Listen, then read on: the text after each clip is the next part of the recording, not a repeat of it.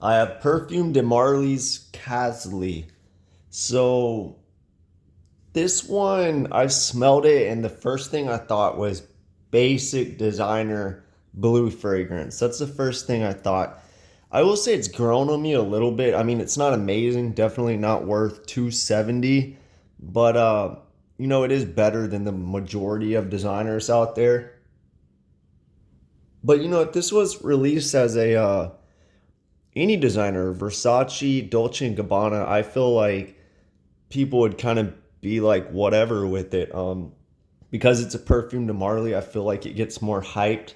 It does have a Perfume de Marley DNA. There are similarities to other fragrances.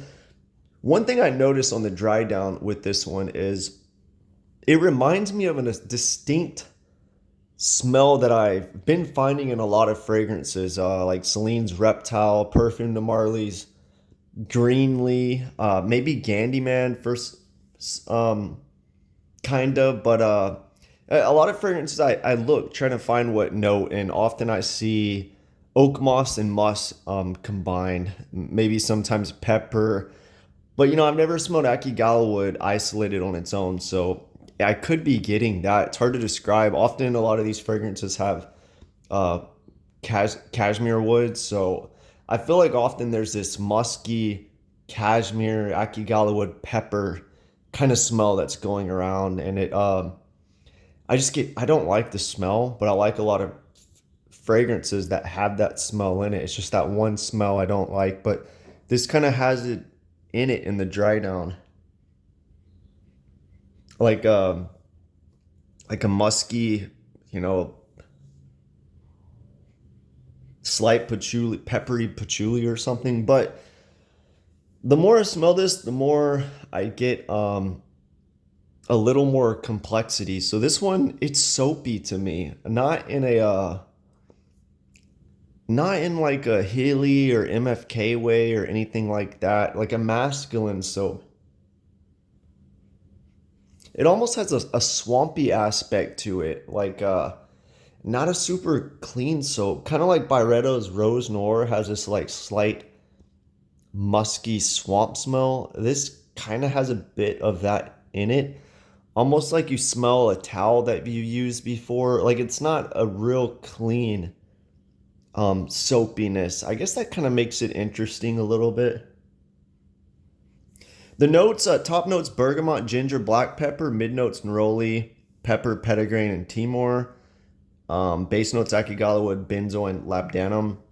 So they got black pepper on the top and the mid, and they have Timor. So like three different peppers listed as notes. Yeah, I get this. It definitely has some Brox in it. It has a blue aspect. To simplify it, it's like this Ambroxany blue fragrance that's soapy but modernized with that Akigala wood. Definitely has kind of like an Italian-y smell to it.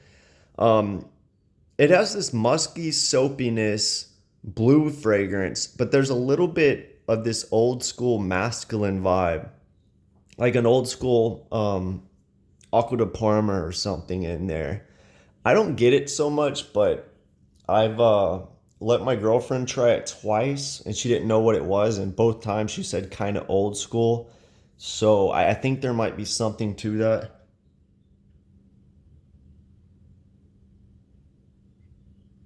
Yeah, I'm just getting this soapy vibe. I'm not really getting a lot of black pepper. It has this ambery base, but they list labdanum in the fragrance. I'm not getting a heavy labdanum, but I've smelled fragrances like Chanel Le Lion and MFK's Absolute Pour Le Soir. Like those are labdanum heavy. This isn't none of that in there. It's just kind of like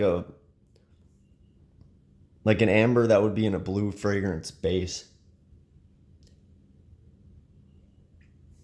Might be some neroli and petitgrain. That's where I'm getting this Italian vibe. It's not like a um, Tom Ford neroli Portofino vibe or anything like that. No, nothing like that. It just has this classic Italian neroli petitgrain thing.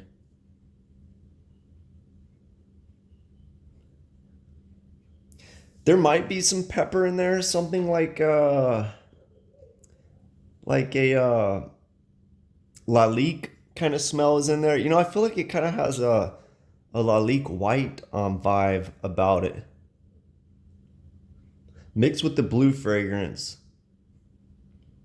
and a soapy fragrance. This gets compared to Prada Amber Pour Homme. I haven't smelled that fragrance since I think 2008. I had a bottle and I didn't care for it at the time, so I can't really compare. There's a lot of people that say it smells like that, and then there's also a lot of people that don't. Some people say it smells like Candyman.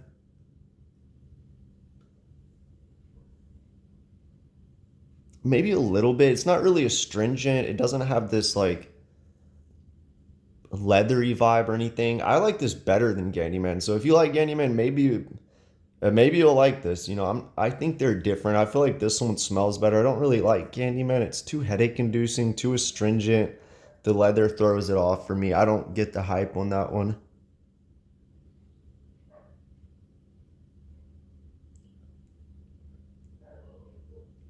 Yeah, it's like a modernized blue fragrance, where they put this musky soapiness in there, and I feel like that kind of throws it into the niche category. But I don't know, 270, you know, if Perfume de Marley was still 210 a bottle and you could get 50 off, you know, for 160, I could see it because I like it better than almost every designer blue fragrance, but I don't think it's worth double, almost triple, you know. I know these are at discounters for like 180. I feel like the masculine soapy musky vibe is nice. I'll say this fragrance did not impress me whatsoever when I smelled it, but the more I smell it, the nicer I think it is.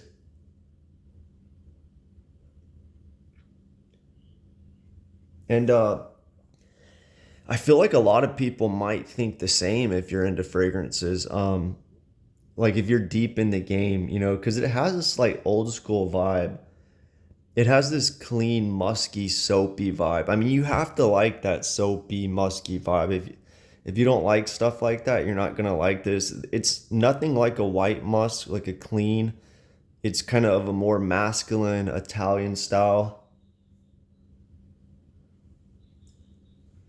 It has this old school vibe about it, but to me, you know, it's not Eau Sauvage or it's nothing like Aqua de Parma, even Colonia Senza. Like to me, it's like a modern take on this old school vibe, mixed with like a third of a blue fragrance,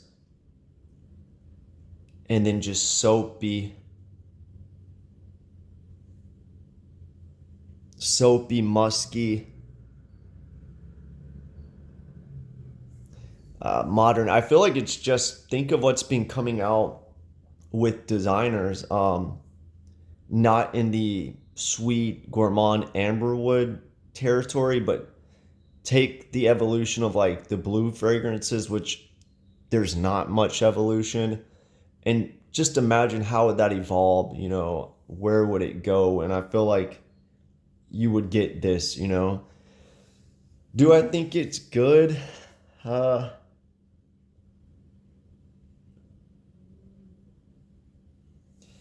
you know, like I said, if this was a designer and I had a sample, I feel like I would, and if it was $100, I feel like, you know, I might be like, you know, that's kind of good for a designer.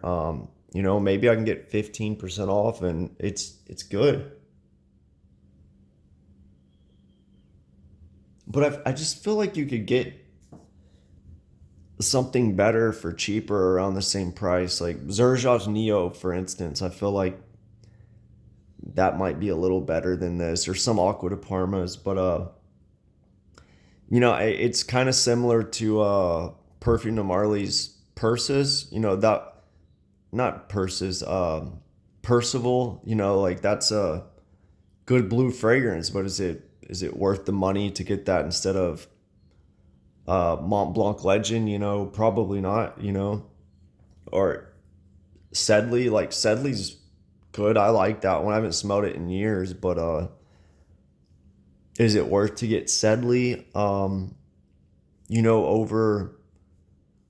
another fragrance? It depends. It's a better blue fragrance than most, but same thing with this kind of, even even Sedley, I feel like Roja's Elysium Cologne or whatever was similar but better.